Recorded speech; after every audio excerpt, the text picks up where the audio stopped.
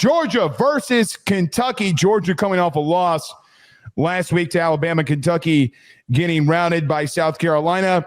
When you look at this game and previewing Georgia versus Kentucky, even though this one's been pretty close over the last couple of times that they've played, your thoughts about it? Right. This game has always, every single time we've talked about it, we've thought that this was the get-right spot or the spot that Georgia starts to build momentum and they completely smoke them. Georgia right now is favored by 20.5 points on FanDuel for anyone who wants to go and bet on that, which I might take Kentucky. But here's the most important thing, and one of the things that I read a lot about doing this preview. They have to start faster. And it feels like that is an emphasis point with this coaching staff. They've given up 35 points in the first quarter of their last two SEC games when they faced Tennessee and they faced Alabama. Both of those games, they had to play the final three quarters with a hand tied around their back because they were playing catch-up. Blake, what does this Georgia team look like when they're actually playing with a lead and they actually start strong and they actually play to their potential? There's a lot of things that we can unpack that we need to see them do better in this performance. But Blake, that to me is the number one most important thing. You either start with the football and score a touchdown, or your first offensive drive, you must score a touchdown, and you get a stop and a 3-and-out on your first offensive drive. That is crucial. I know this game's been close, and there's going to be a lot of Georgia fans that come in here and tell us, oh, man, you're saying all this, but this game, Kirby doesn't like running the ball up on Stoopsy. You better. They're 103rd in the country in total defense. They're 104th in the country, Joe, in passing yards allowed. They're 73rd in the country in run defense. They're 82nd in the country in scoring defense. You better. Because this team is not the team. They do not have the dudes on defense they even had last year. Your biggest weakness if you're Georgia is not being able to protect, but to be able to stop teams from pushing the ball down the field. Kentucky can't. They can't. I mean, I guess they could technically. They did it a couple times against Ole Miss, but really they can't. Joe, they're a bad defense that's one-dimensional offensively. And I got to be real with you. How do you look on third down? Because ironically enough, this Kentucky offense is actually not that bad on third down, believe it or not. Mm-hmm. But the problem is I know that this one's always been close, but how is Georgia going to respond? A lot of people this week, after you lost to Alabama, have said, oh, no, Georgia doesn't have that killer instinct anymore. You mean like they did against Tennessee? You mean how they rumbled back and almost took the lead against Alabama? You catch that post route, Taylor catches that post route, you take the lead. I think there's a lot of hyperbolic things around people who cover the SEC who are mainly trolls, and they know who they are. This one better be a blowout. And I'm letting Gunner Stockton go bombs over Baghdad, and I'm letting these receivers go to work. I'm letting Kobe Young go to work. I'm getting Dylan Bell involved. I'm getting Zachariah Branch involved. I know you want to lean on the run game. Get Gunner Stockton the reps because he needs them. And this is a secondary who, by the way, I don't mean this disrespectfully, is complete dog water. They are horrible. They went up against Austin Simmons, who, quite frankly, I think the kid's going to be good, but who just kept making bad mistakes, and you still got blown out. So I know that Georgia wants to lean on their run game, keep it close, play good defense. This is a great opportunity for you against an opponent who's not that good. First, with the Georgia offense, I think that's like the first good talking point here. I don't think there's anything wrong with Georgia's offense. They got dominated in time of possession last game against Alabama, and they didn't finish after they put together some really nice drives. It was just small execution on specific plays that cost them. But I agree with what you just brought up, that you should be taking shots and you should take them early. You should try and air out this defense. You mentioned how statistically bad they are.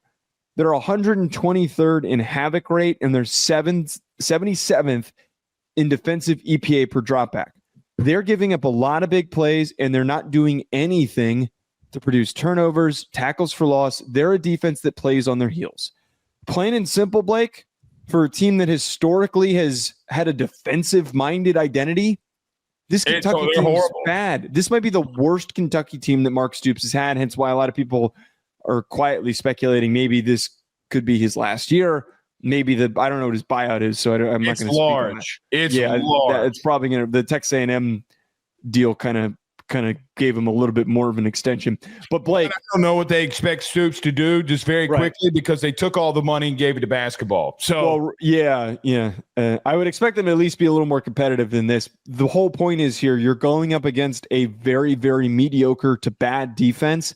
Take shots. I really like, Blake, the thing that has stood out to me is that Georgia's run game has been a lot more relevant and it's been a lot more impactful. So I think I would also like to see the balance, the same type of balance that they've shown in the first few games here, show up again against Kentucky and them generate a lot more big plays through the air. So in reference to that as well, let me say this too. The over-under on FanDuel is 48.5. I don't – if Georgia actually cares and comes ready to play, I don't know, Joe, if there is a world necessarily that they're just going to be able to keep up at all. Now, I get this game's always close. But if you're Georgia, you got to go out there and handle business.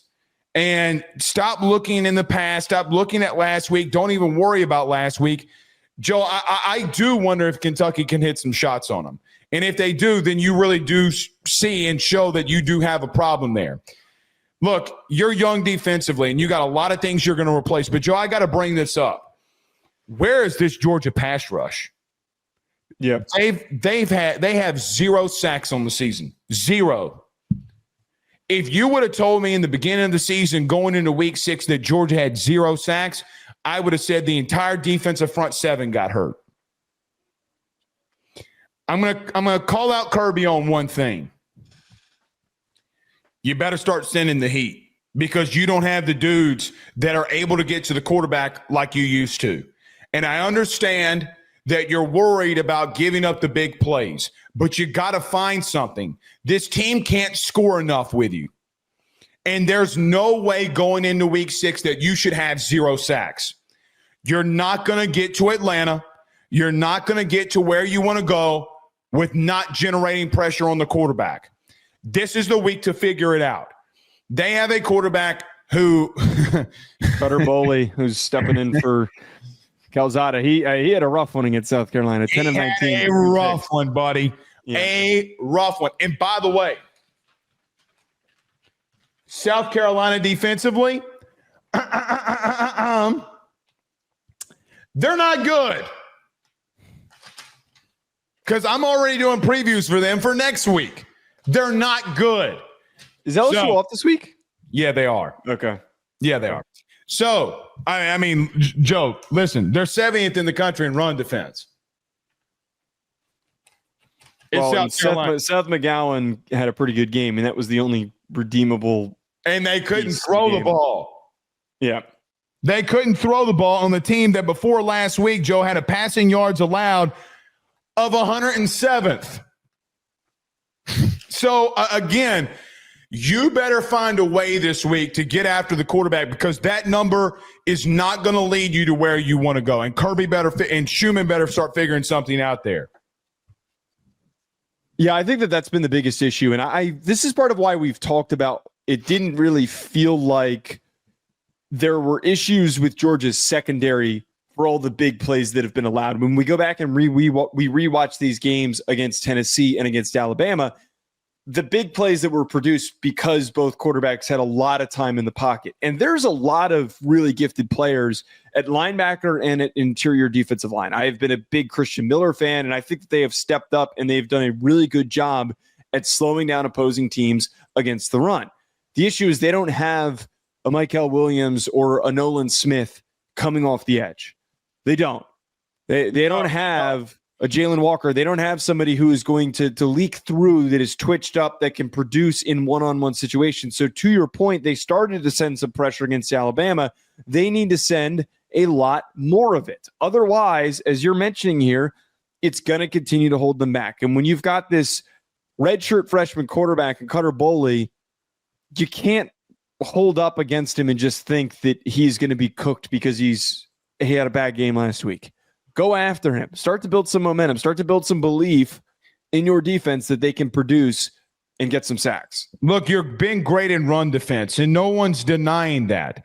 But if you can't get after the quarterback in this league and against this team, who, by the way, Joe, I think their tackles are god-awful, are Kentucky's. After watching that South Carolina game, I think they're god-awful. You better find a way. And listen, I know that that's not the analysis that maybe Georgia fans want, but what do you want me to say? Hey, you should be able to throw the ball. And quite frankly, I got to be real with you, Joe. I think that they need to throw the ball more. I mean, Gunner Stockton having 20 passing attempts. I get you ran the football at will at times against Alabama. You're chasing points. You get what I'm saying? Like, brother, you're chasing points. You're down 24-14. You can't. I get and this is probably the first time that we've ever said, or I've ever said anything remotely, quote unquote, negative about Kirby. You're chasing points, my guy. Like, and then you get down to the red zone and you do the Cash Jones thing. You don't take the field goal. And we've had that discussion. But you can, and I think it's the old school way of thinking for them, by the way, on how they've done things in the past. You've never had a receiving core like this.